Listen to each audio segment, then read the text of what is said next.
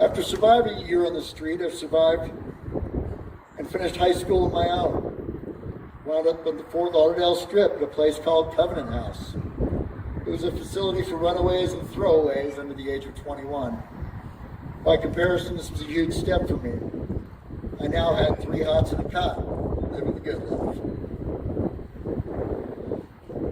It was there that I met an 11-year-old prostitute, drug dealers of all ages, teenage mothers and middle school-aged alcoholics, just to name a few.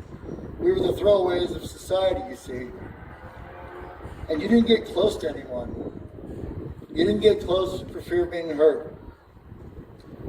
Yet again. About 200 kids lived there on a daily basis, and it's hard to comprehend the turnover rate that I witnessed. So many young, tortured souls. I never felt like a victim because honestly, what should I have expected from such evil people who would hurt children so badly? As you may have guessed by now, I had no real sense of what a real family construct was, per se. Families were temporary, as were marriages, and apparently, so were kids. Everyone in my life was ever modular, but never permanent. I trusted no one, and as you might imagine, including God.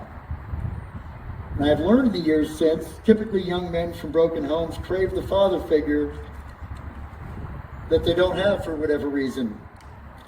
And when they can't see their tangible father in their lives, they tend not to trust God either.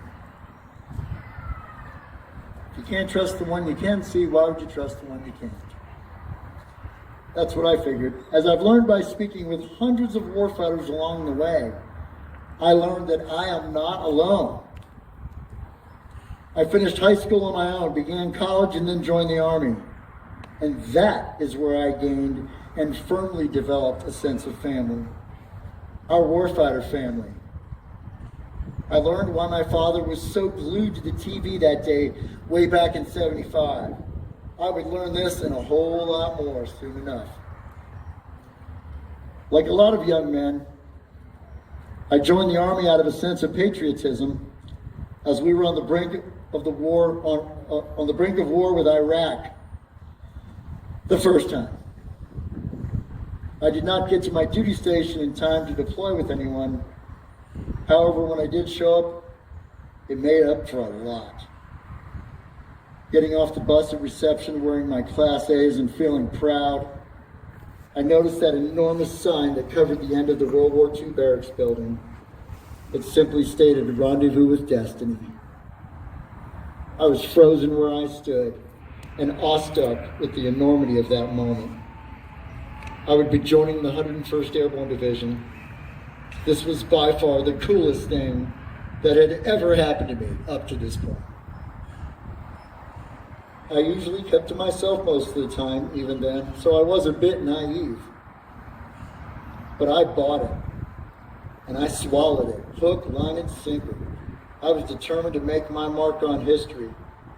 Besides, now I had a rendezvous with destiny. Serving others while serving with others was now my mission, my transcendent cause.